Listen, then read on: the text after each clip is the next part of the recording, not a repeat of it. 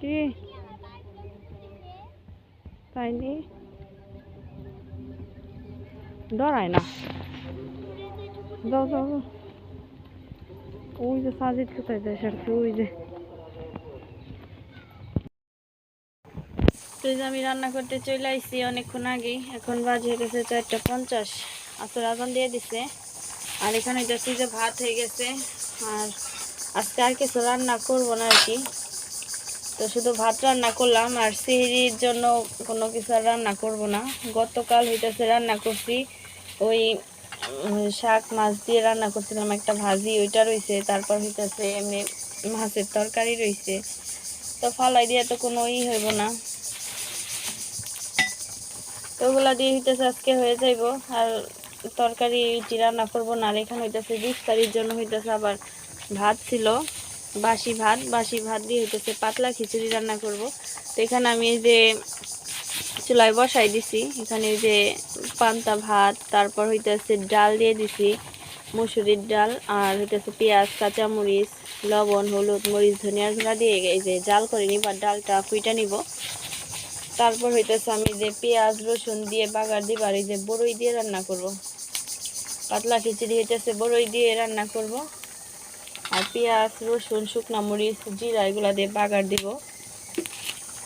তো পাতলা খিচুড়ি রান্না হইলেই রান্নাটা হয়ে যাইব। আর আজকে তেমন কিছু রান্না করলাম না, যেহেতু আছে তরকারি, অপচয় করা তো ঠিক হইব না। আর এত মাছ করে রান্নাও করা যায় না, রমজান মাস। তো যাই হোক, এখন হইতেছে আমি রান্নাটা শেষ করি তাড়াতাড়ি। আসর আজান দিয়ে দিতে নামাজ পড়তে দিব। তো আজানের সময় হয়ে গেছে, এখন আর কি 15 মিনিট সময় আছে। আর নিচের ওগুলা সব গোছগাছ করে নিলাম। আর এই যেখানে হইতেছে মেয়ে আইসা যে গাছে পানি দিল। এখন তো প্রচুর পরিমাণে রোদ উঠে, তো প্রতিদিন পানি দিতে হয়। এই যে মেয়ে হইতেছে দিক দিয়ে পানি দিছে।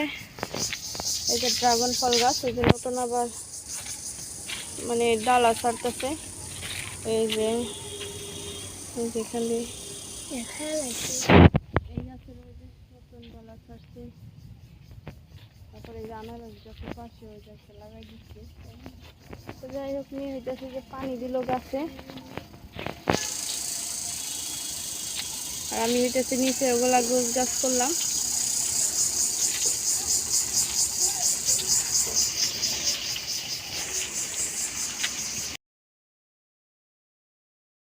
তো এই ইফতারির সময় হয়ে গেছে। আর এখানে ইফতারি করতে বসছি। তো আজকে হইতেছে যে ভাত দিয়ে খিচুড়ি রান্না করছি বড়ই দিয়ে।